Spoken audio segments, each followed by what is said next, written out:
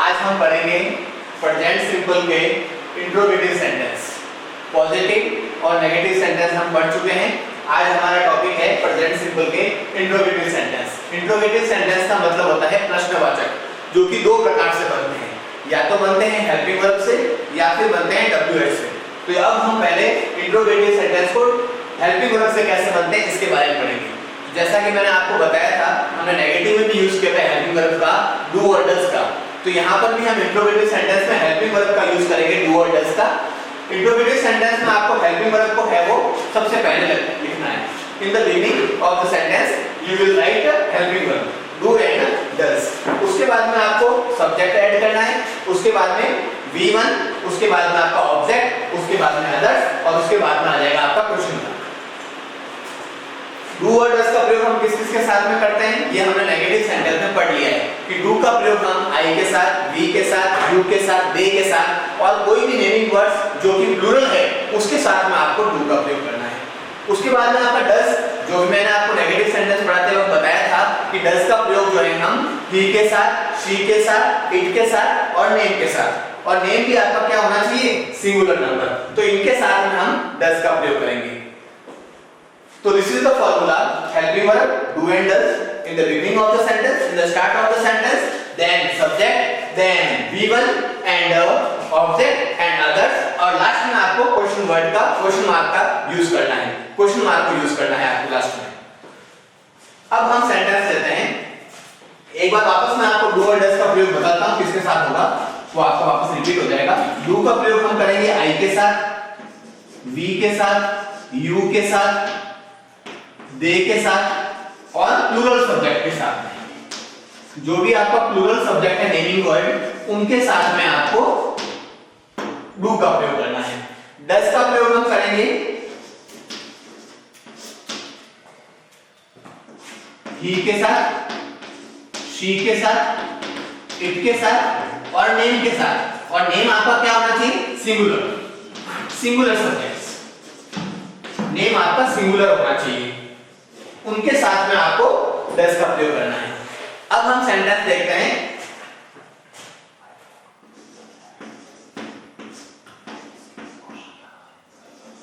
क्या राम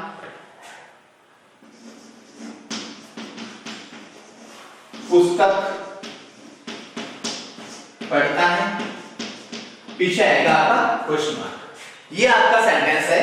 अब सबसे पहले आपको सेंटेंस, जैसे जैसे हम सेंटेंस को आगे पढ़ेंगे तो कहीं ना कहीं आपको कंफ्यूजन होगा कि हम सेंटेंस को कैसे पहचानें। तो मैं बार बार आपको बता रहा हूं कि सेंटेंस की पहचान।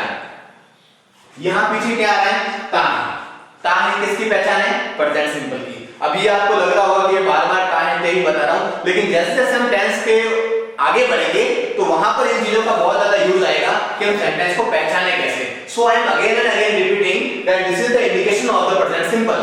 If you find that in the end of the sentence ta hai, thi hai, they hai, then you will be recognize that this sentence belong to the present simple. This is the present simple. This symbol shows that this is the interrogative sentence. The question mark is shows that this is the interrogative sentence, and this word is shows that the sentence will be start from the helping verb. If you find kya in the beginning of the sentence, then you will be find that this is the interrogative sentence and it is started from the helping verb. If you find kya in the beginning of the sentence, then you will be get that this sentence will belong to the interrogative sentence of the helping verb. Let me see. तो इस पे आपको बनाने के लिए पहले subject को देखना पड़ेगा कि हमारा जो सब्जेक्ट है वो क्या है, Ram, and Ram is the name and it is a singular number. So it is the does will be used in beginning of the sentence and starting of the sentence. तो हम सबसे पहले क्या लगाएंगे, does. ओके, उसके बाद में हमारा स्ट्रक्चर क्या कहता है, फॉर्मूला क्या कहता है, सब्जेक्ट। तो फिर क्या आएगा आपका सब्जेक्ट, क्योंकि आपका ये नेमिंग वर्ड है और आपका प्रॉपर नाउन है, इसलिए इसका जो वर्ड है वो क्या आएगा, कैपिटल आएगा। प्रॉपर नाउन है, नेमिंग वर्ड है, तो आपका इसका वर्ड कैसा आएगा, कैपिटल। और प्रॉपर नाउन में आपको पता है कि प्रॉपर नाउन में जो जितने भी नेमिंग वर्ड्स हैं वो हमेशा कैपिटल लेटर से स्टार्ट होते हैं, इसीलिए मैंने इसको कैपिटल लिखा है। डज राम, उसके बाद वर्ब कौन सी हमारी, पढ़ना, और उसकी कौन सी फॉर्म आनी चाहिए, V1। तो क्या आएगा? रीड। Read what? पुस्तक, a book. A book. Does Ram read a book? और पीछे क्या आ जाएगा? Question mark. तो ये सेंटेंस हमारा बन गया इंट्रोगेटिव। क्या की जगह हमने हेल्पिंग वर्ब का प्रयोग किया, उसके बाद हमारा सब्जेक्ट आया V1, वर्ब की फर्स्ट फॉर्म का यूज किया, उसके बाद में हमारा ऑब्जेक्ट आ गया और पीछे हमको क्वेश्चन मार्क लगाना है, इसे नहीं भूलना है। एक और सेंटेंस लेते हैं।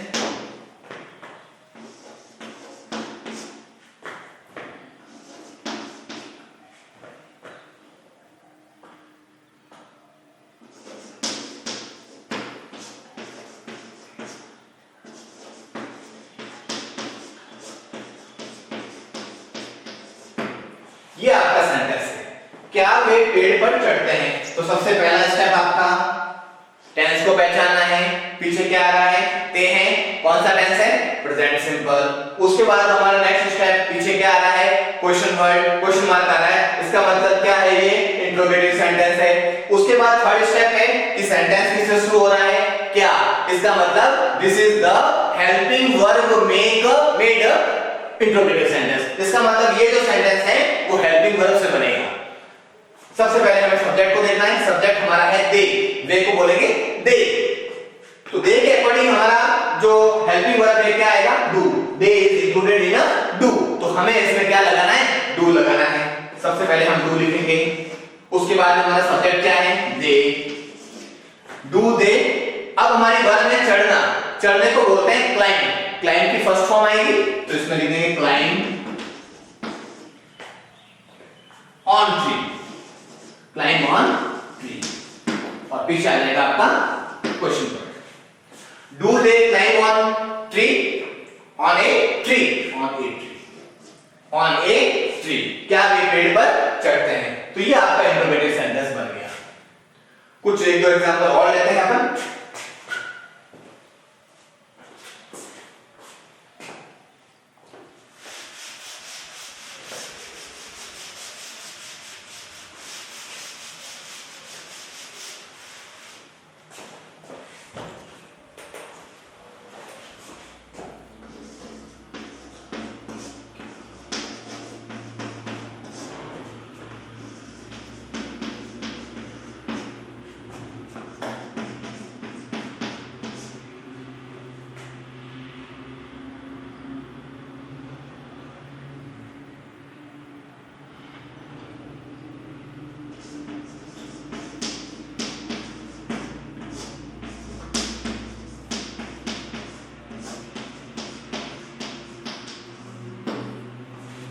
ये हमारा सेंटेंस है, क्या सीता और गीता मिठाई बनाती हैं? पीछे आ गया क्वेश्चन मार्क। फिर वही स्टेप फॉलो करना है आपको।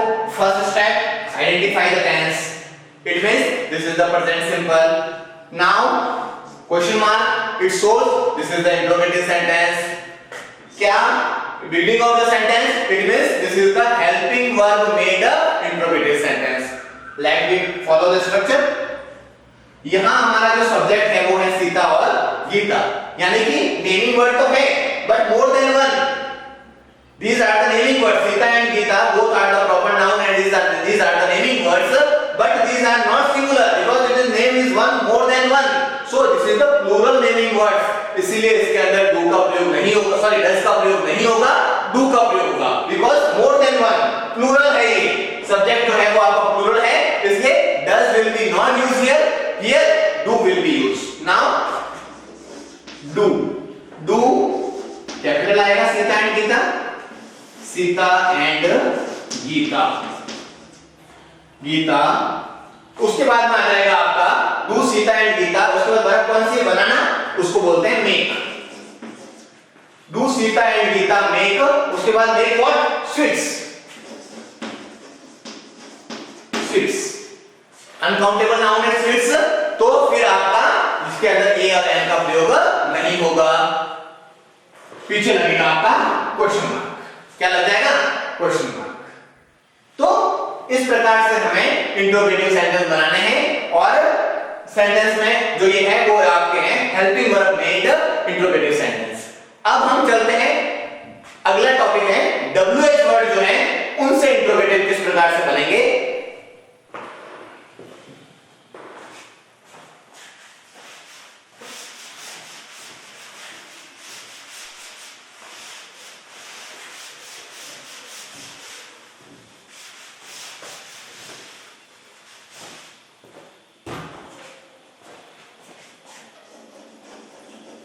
WH question. WH क्वेश्चन को हमें इंट्रोगेटिव बनाना है, हमको इंग्लिश में ट्रांसलेशन करना है, तो उसके लिए स्ट्रक्चर जो फॉलो करना होगा वो आपका सबसे पहले तो आएगा WH वर्ड, उसके बाद में आएगा आपका helping verb. Helping verb you know very well, do and does. उसके बाद में आएगा आपका सब्जेक्ट, उसके बाद में V1 का प्रयोग, उसके बाद में ऑब्जेक्ट, उसके बाद में अदर्स, और पीछे आ जाएगा आपका क्वेश्चन मार्क। क्वेश्चन मार्क तो WH वर्ड आप सभी जानते हैं, WH वर्ड जो सेंटेंस के बीच में आते हैं, कब, क्या, कैसे, कौन से, कितने, ये जो शब्द हैं, वर्ड्स हैं, ये सेंटेंस के बीच में आने पर या वाक्य के अंदर पूछे जाने पर वो WH क्वेश्चन का जो स्ट्रक्चर है, जो फॉर्मूला है, उसके अकॉर्डिंग आपको सेंटेंस को इंग्लिश के अंदर ट्रांसलेशन करना पड़ेगा। तो उसमें आपको सबसे पहले WH वर्ड, जो भी सेंटेंस के अंदर WH वर्ड यूज हुआ है, चाहे वो व्हाट हो, चाहे वो व्हिच हो, चाहे वेयर हो, हुज हो, व्हेन हो, व्हाई हो, how many, how much, how can, ये शब्द भी आते हैं, तो उन शब्दों को पहले लिखना है आपको, और उसके बाद में आपको helping verb according to the subject, helping verb will be used according to the subject. यदि आपका सब्जेक्ट डू को फॉलो करता है तो डू लगाना है, और यदि आपका सब्जेक्ट डज के लिए फॉलो करता है तो आपको फिर डज लगाना है। उसके बाद में V1, उसके बाद ऑब्जेक्ट, और उसके बाद में आपको अदर्स, और फिर लास्ट में आपको इसमें भी क्वेश्चन मार्क का यूज करना है। अब हम सेंटेंस लेते हैं,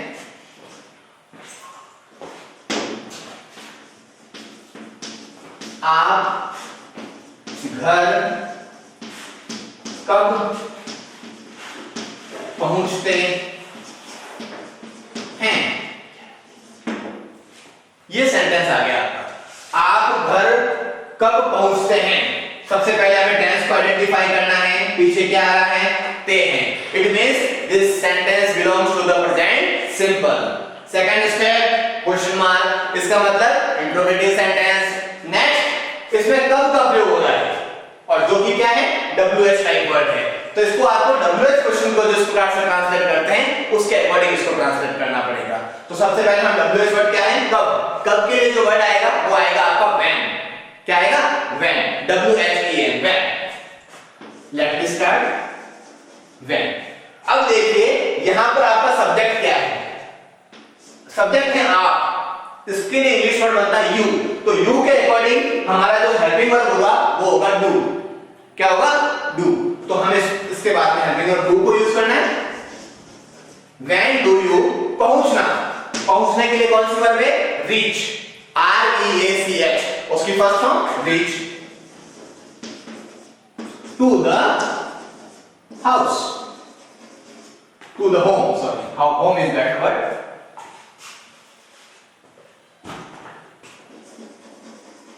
to home। When do you reach to the home, और पीछे आ जाएगा आपका क्वेश्चन मार्क। ये आपका सेंटेंस बन गया। एक और सेंटेंस लेते हैं,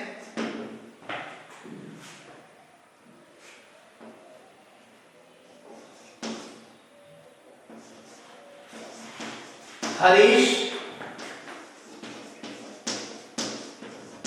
अंग्रेजी कैसे सीखता है। अब यहां पर आपका सबसे पहले क्या है, ता है, इसका मतलब प्रेजेंट सिंपल, क्वेश्चन मार्क, और WH वर्ड या जो क्वेश्चन वर्ड है वो हमारा है कैसे। इसके लिए आएगा हाउ, डज, क्यों लगाया डज, क्योंकि जो हरीश है वो हमारा सिंगुलर नेमिंग वर्ड है, इसलिए हमने डज का प्रयोग किया। How does Harish learn English, learn English, अब पीछे आ जाएगा question, how does Harish learn English. तो इस प्रकार से हमें WH टाइप के जो क्वेश्चन है वो बनाने हैं। एक दो एग्जांपल और देख लेते हैं। इसमें बनाने के लिए आपको स्टेप बाय स्टेप फॉलो करना है, जिससे कभी भी गलती होने की संभावना है वो बिल्कुल नहीं होगी।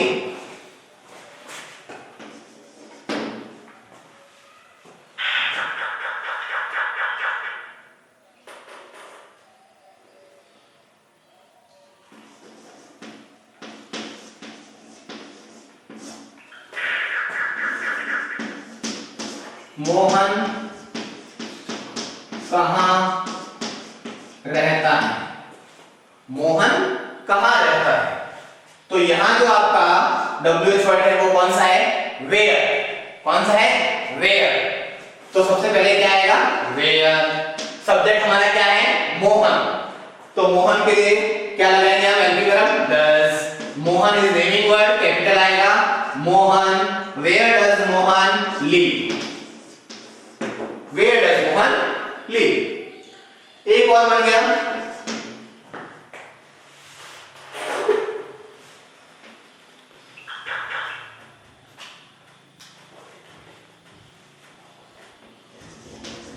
आपके घर में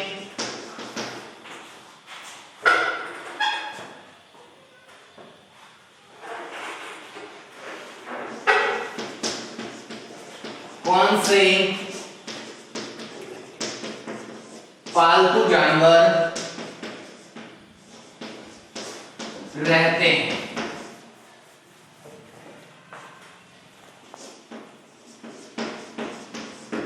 पीछे ते हैं, प्रेजेंट सिंपल, उसके बाद में कौन से, ये आपको पूछा गया वर्ड है, और उसके बाद में आपका क्वेश्चन वर्ड।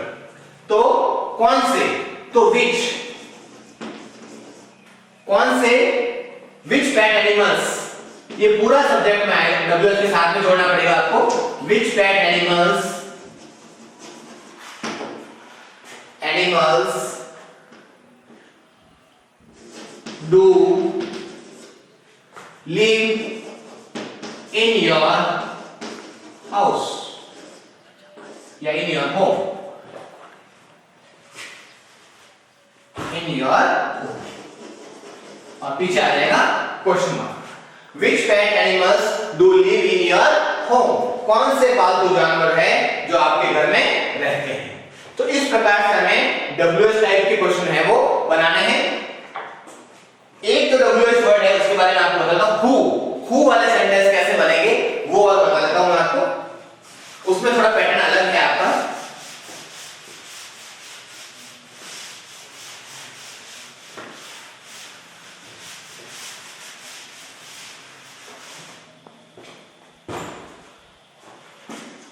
उसमें आपको सबसे पहले हु लगाना है, उसके बाद में आपको V1 का प्रयोग, उसके साथ में आपको एस और ईएस का प्रयोग करना है, उसके बाद में आपका आ जाएगा ऑब्जेक्ट, और उसके बाद में आ जाएगा अदर्स, और पीछे आ जाएगा आपका क्वेश्चन मार्क। जैसे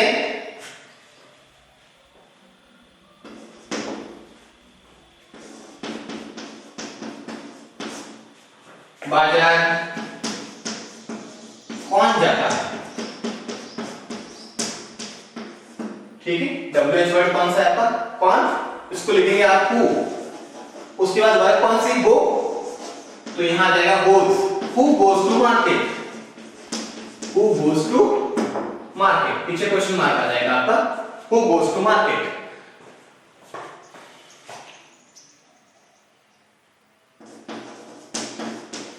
फ्रिज से फल कौन चुराता है? कौन चुराता है? फ्रिज से फल कौन चुराता है? इसमें भी कौन, तो आ जाएगा आपका हु। चुराने के लिए जो वर्ड हमारी वो है स्टील, तो who steels, who steels fruit from refrigerator?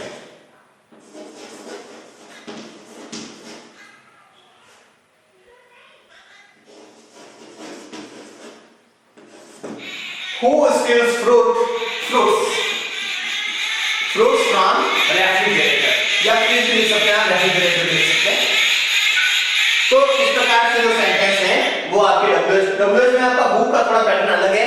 इसमें आपको वर्ब के साथ में एस और एस का प्रयोग करना पड़ेगा, और उसके बाद में ऑब्जेक्ट, क्योंकि इसमें सब्जेक्ट पूछा जाता है, इसलिए सब्जेक्ट इसके अंदर मेंशन नहीं होगा, बिकॉज़ सब्जेक्ट इज आस्किंग, पूछा जा रहा है आपको। तो इसमें आपका सबसे पहले WH वर्ड हु आ जाएगा, उसके बाद में V1, उसके साथ में एस और एस, उसके बाद ऑब्जेक्ट, अदर्स और पीछे क्वेश्चन मार्क आ जाएगा। That's all. आज के लिए बस इतना ही, कल हम पास्ट सिंपल के बारे में पढ़ेंगे। Good bye.